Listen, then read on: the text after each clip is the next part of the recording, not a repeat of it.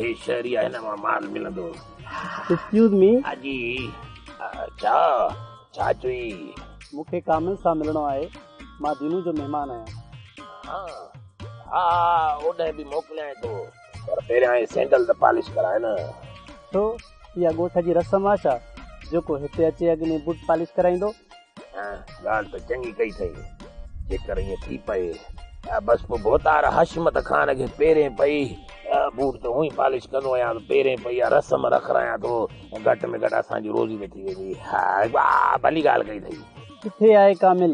कहिड़े पासे ॾो वञा? अरे यार शहर मां आयो आहियां, काटनूं आयूं, अहिड़ियूं गोल्डन वाचूं पायूं, वाह जो चिमकी सफ़ा, शैम्पू वेम्पू लॻल अथई, बणी बणी भले बुरुश ॾिनल अथई। हे बुरुश छो थो रहां बाक़ी? ऐं शहर में त चिमकी थो घुमे, पर यार ॻोठ जे हिन कची सड़क ऐं धुसड़ वारे रोड ते बूट सैंडल अथई छा? हा सैंडल बि तुंहिंजो धूड़ थी पियो आहे, इनखे त चिमकराए न। हा चवी त सच थो। सही थो चवां त लाए न बूट बाबा, सैंडल लाए मां अहिड़ो तोखे पॉलिश करे चिमकाए ॾियां, अहिड़ो चिमकाए ॾींदो मां जो तोखे तुंहिंजो बूट नज़र ईंदो न में। लाए वारो कर, हिते ई रोज़ी थींदी। हा अरे बिस्मिल्लाह, हेॾे कर पहिरियों सफरो हथ हणां पोइ पॉलिश। आया हिकिड़ो मिलियो।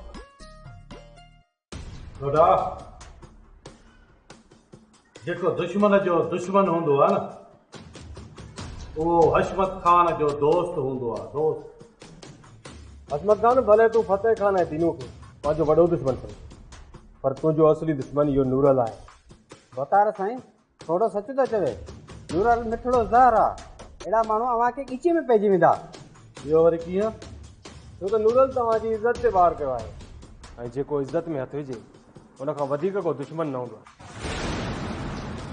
वतार साईं जेकी हथ इज़त में पवनि न उहे हथ ई कटे छॾिजनि। और हशमत खान जी दहशत जो को टोड़ ई न आहे। मूंखे खुली ॿुधायो त नूरल छा कयो आहे? वतार साईं नूरल तव्हांजी न्याणी सां प्यार जा पेच थो पाए। बस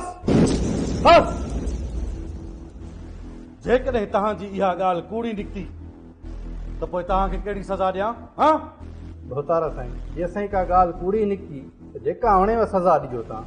हशमत खान जी दहशत जो को टोड़ ई कोन्हे। नूरल हाणे रोशनीअ जे पाछे खां बि पियो टिजंदो। इहो तव्हां कीअं था चई सघो? मां इहो इन करे थो चवां त मुंहिंजो भाटियो जिमी रोशनीअ सां गॾु ईअं हूंदो आहे ॼण हुनजो पाछो आहे।